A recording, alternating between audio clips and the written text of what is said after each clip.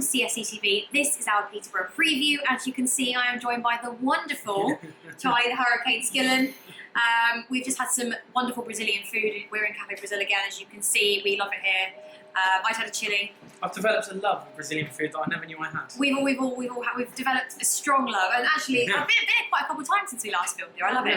Anyway, so Peterborough at home. It's not our top priority, but we don't have any Champions League football, so we may as well go for it. It's an important game. The FA Cup's always a priority for Chelsea. Chelsea have a wonderful history in the FA Cup. Some of my favourite early Chelsea memories are in the FA Cup. And, you know, as you say, we're not in the Champions League. Obviously, the main focus is on the league. We're out of the League Cup. So there's no reason not to try and win this competition, especially when you're starting against a lower league team like Peterborough. Now, obviously, when we were together on Wednesday, we had an absolutely terrible time, didn't we? Oh, we had a shocker. Yeah. Not gonna lie. I thought you were going to say something else. And not only that, the walk back to Seven Sisters is a good 20 to 25 minutes. At least it's a nice place. Oh, yeah. Are you joking? Yeah. Yeah, I think it's a bit sarcastic. Yeah, look, I mean, you know, it was absolutely devastating. The end of the winning run came at Spurs. I think a lot of our team, you know, I know everyone was talking about the amount of holiday Chelsea had, the amount of rest days that Chelsea had compared to other teams over the festive period. No, we look tired. We look so tired. And actually, it must be quite mentally draining as well, knowing that you're on 13 straight wins. It's an incredible amount of pressure for anyone. And also, you're playing in probably the biggest game of the season against a team that is so up for beating you. A very good side as well, let's face it. And fast. Yeah.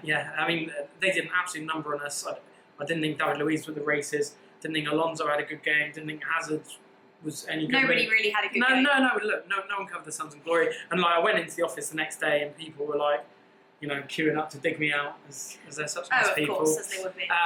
But there wasn't really anything to say. It was second best all over the park. But what I do think is that I think this game offers us an opportunity to kind of, you know, play some players that haven't played before, take a little bit of the pressure off.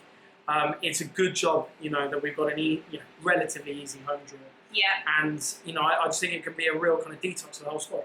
So, with that said, we have done, I'd say, some major replenishment of our side for Sunday. Totally. So, yeah, total replenishment almost. So the team's up now. Now, Charlie, why have we chosen this team? Well, look, I'm not saying this is what Conte's definitely going to pick. I think it'll probably be a little bit stronger than this. It's just what I would do. Yeah. Any combination of Chelsea first-team players or thereabout first-team players should be getting a result against Peterborough. And with that said, something I'm really happy about, Kurt Zuma is finally back. Yeah, Conte said that he's going to be playing. Conte said that Batshuayi would definitely start. I know a lot of people were disappointed that he didn't start boxing in when Costa was suspended. And yeah, the best news of all is that Kurt Zuma's back. He's had a horrific injury. One of the most talented young players in our side. It's a shame, isn't it, when you get injured when you're that age? Yeah, look, and what I really want people to do is just be patient and calm with his kind of recovery, because he's a young player that relies on sort of explosiveness and pace and all the rest of it. Like, you wouldn't say he's technically the most amazing defender in the world, like a David Luiz, Ricardo Carvalho type. Nah, but he's going to be slowly working his way back into the team, especially now, because our team, which obviously we always talk about how much we love it, is highly based on how good you perform. If you perform well, you're getting in the team. So you have one bad game and he may change you. We've seen that with Willian and Pedro swapping around. We've seen that with Fabregas coming back in the team. And, you know, hopefully Kurt Zuma can play really well and bring himself into that reckoning. Exactly. A couple others. Reina. Yeah, well, look, I mean, Marcos Alonso to me is, is he the best player Chelsea have ever had? No. He's proven himself. He's done a very good job this season. Yeah, he wasn't. But then who did? He wasn't that great. But you know, he's been a fantastically integral part of this winning run. Yeah. Or the winning run that was anyway. And to me, I know it's terrible. To me, at Tottenham, he looked absolutely knackered. Yeah. You know, he's in a position that is back and forth the whole time. He gets a lot of testing from very, very fast wingers. You saw that Palace with Wilfried Zaha. So for me, he's got to be one of the first candidates to have a couple of weeks off. Yeah. Same with David Luiz. For me, I don't think David Luiz has looked right since he got that disgraceful challenge off him by Sergio Aguero. So I think he's got to be rested. I think Eden Hazard's got to have a week out. Obviously, we know Batshuayi is going to play. It's hard, isn't it, when we're on such a winning. Well, we are still on a winning streak. I don't think that our loss at Tottenham is. I don't think that's going to affect. I don't think it's going to affect the rest of our fixtures. That's not a season changer. No, we've lost one game out of 14. That's the way to look at it. Yeah, definitely. So there's our team. Our opposition now, Peterborough. Now, Charlie's going to have to enlighten me here because I'm not going to lie to you guys. I'm not that much with the knowledge of this team. No, fair enough.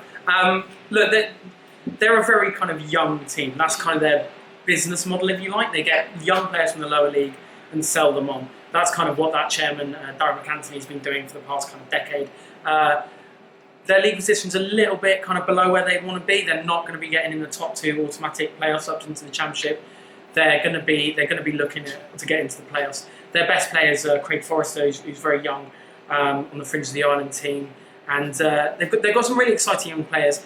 I don't see that there's a lot to worry us. I think it might be one of those where it's a tight game for a bit because obviously we'll be playing a side that hasn't really played together. We'll be playing. That's what I mean. Well. I think a lot of fans, especially we'll get to Charlie's questions later, but are tweeting in saying, we have to be quite careful. We have replenished our team almost fully, if you will, and that has caused us problems before against teams like West Ham. Yeah. So we have to be cautious, and I always say, don't underestimate anyone. That's how you set yourself up for failure. It's difficult. During the winning run, it was pretty much the same players by 1 or 2 changes. It's very, very difficult to come in, adapt to that system, play as well as the other players are playing because it's a completely alien system to a lot of those players. So it's the way I see the game going. I think it's going to be tight. I think they've got a lot of impressive young players.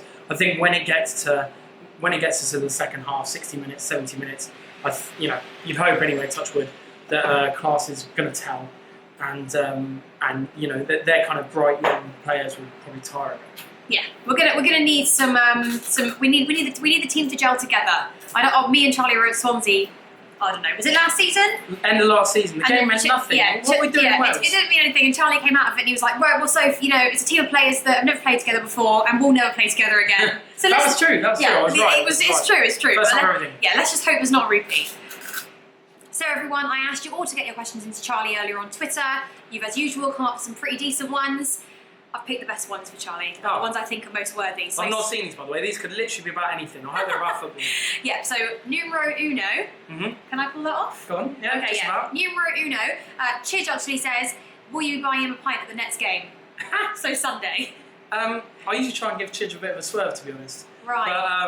But Chidge, I'm pretty sure I bought you about 10 pints, so no, it's definitely your turn. I think it's, definitely. But if you don't watch the Fancast, guys, get on it because it's a great podcast. We both love Chidge. We know Chidge. Yeah, we do. We love Chidge. Chidge goes back to my older days. Okay then. So Dabster says, do you think we will play players such as Kennedy? We haven't obviously put Kennedy in the team, but it's what Conte's going to pick, isn't it? Yeah, I wouldn't be surprised to see Kennedy on the bench. He's obviously come back from a difficult loan spell at Watford where he didn't get much chance. I think that his chance to be in the squad is to be a backup to Alonso. I can see him being on the bench. I can't see him starting. Okay. And then last question. David says, which of our youngsters would you like to see more of this season? Well, look, I always think it's difficult when we're top of the league by 5 points. Every single game is massively crucial, especially this month. We've got some really hard games at the end of the month. Liverpool away and Arsenal at home. Yeah. It's difficult to say I want to see Arena playing defence. You know what I mean? So, as I said before, the one that's really, really impressed me is Nathaniel Chalobah. Yeah, I really want to see him involved as much as possible. When time and results allow, I think he's played very, very well when he's come on into the centre midfield. I'm not quite sure what's happening with Loftus-Cheek. I know a lot of people ask me on Twitter all the time about Loftus-Cheek. He's not really had the minutes that he might want. He'd probably actually to do his career a favour if he actually went on loan, I think. Definitely. He's got the potential. 100%. And to be honest, I kind of expect him to go on loan in January. Yeah. Hopefully to a Premier League club that's going to play him. I think at the minute he's stalled a little bit, obviously, and I'm not really sure where he fits into this 3-4-3 system. So I agree with you. I think a loan move, hopefully, to a team that's going to play him. Doing the world good. But on to David's question, Chalobah. Yeah. Okay, actually, I think we've got time for one more, haven't we? Quick. Okay, yeah, one more for you guys. Garrett says, do you think Llorente will be a good buy? Good question, Garrett. Yeah, there's been a lot of stuff like this. It seems like a bit of an odd one to me. Llorente has been a very good player, you know, in Italy and all over Europe really. He's been at Swansea this season, hasn't really done much. It's a bit of a random one for me, to be honest, but it's what I think it is. I think that if they decide to put Batshuayi on loan because they think he's just not getting the game time, then he will be a reasonably able backup to Costa. He's been a talent. He is a talented player. He's been a very, very good player at a very high level.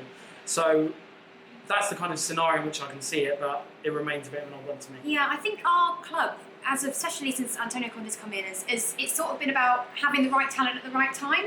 Yeah, of course. And look, I mean, Conte's management is about getting the absolute maximum out of players that you might not have considered. I mean, we've had Moses been a Chelsea player for 4 years, and this is the first time that he's been involved really. Yeah. You know, could you see Marcus Alonso getting into some of the other Chelsea sides? Not really. Could you see some of the other players? Possibly not, but it's about, they're playing fantastically, and it's about getting to like their absolute red line maximum potential. I think as well, by resting players and not playing them based on their name, it actually brings out the best of them. I mean, look at Fabregas, for God's sake, he's literally just become a new player. Okay then guys, that's all we have time for. But comment below, let us know your team. Have we picked the right team? Any other questions for Charlie, you can get in. Hopefully we'll try and answer them next week. But yeah, if you like this video, why don't you subscribe? We're going to see you all on Sunday. Come on, you Blues.